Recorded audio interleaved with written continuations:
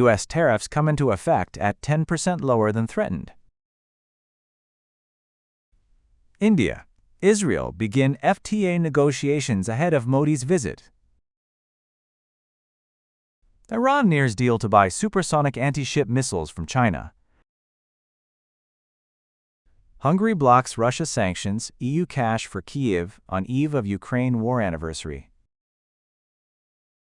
The United States has started enforcing a new 10% tariff on most imports, following a recent court ruling that blocked President Donald Trump's earlier tariff program.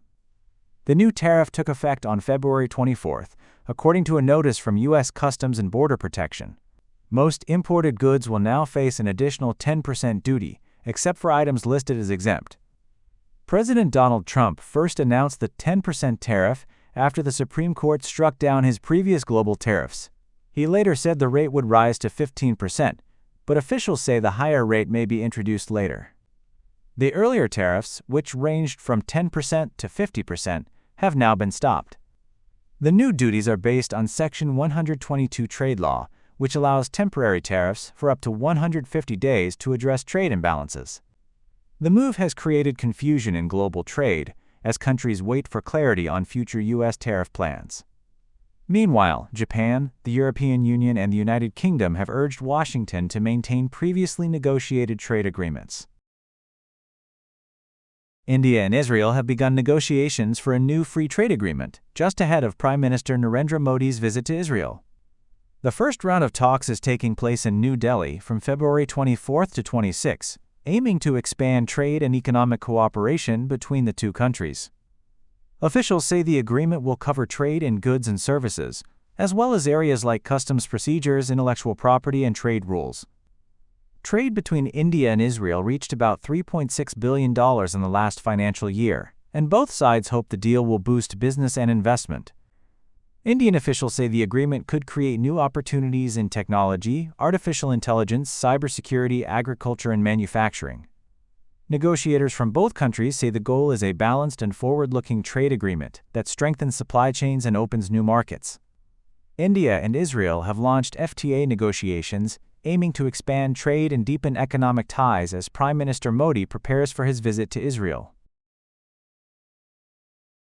Iran is reportedly close to a deal with China to buy advanced anti-ship missiles as tensions rise with the United States.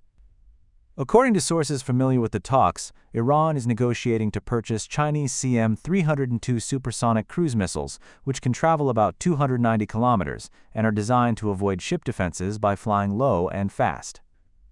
Experts say these missiles could significantly strengthen Iran's naval strike capability and pose a serious threat to U.S. warships operating in the region. Negotiations began about 2 years ago but accelerated after the recent Israel-Iran conflict. Senior Iranian officials reportedly traveled to China as the deal moved toward completion. No details have been confirmed about how many missiles Iran may buy or when deliveries might begin.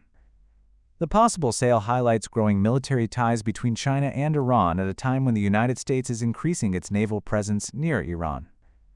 Iran is nearing a missile deal with China that could boost its ability to target ships, raising concerns as U.S.-Iran tensions continue to grow. Hungary has blocked new EU sanctions on Russia and a major loan for Ukraine, deepening divisions in Europe. Hungary refused to approve a new sanctions package against Russia and a €90 billion EU loan for Ukraine, linking its decision to a dispute over Russian oil supplies through the Druzhba pipeline. Hungarian Prime Minister Viktor Orbán says Ukraine must restore oil transit before Hungary supports any EU measures. Ukraine says the pipeline was damaged by Russian attacks and repairs are ongoing, but Hungary and Slovakia accuse Kyiv of delaying the restart. Slovakia has also warned it could cut emergency electricity supplies to Ukraine unless oil flows resume. EU officials called Hungary's decision a setback, as European countries try to maintain united support for Ukraine. Meanwhile, Ukraine claimed a rare battlefield advance, saying its forces regained about 400 square kilometers of territory, though this has not been independently confirmed.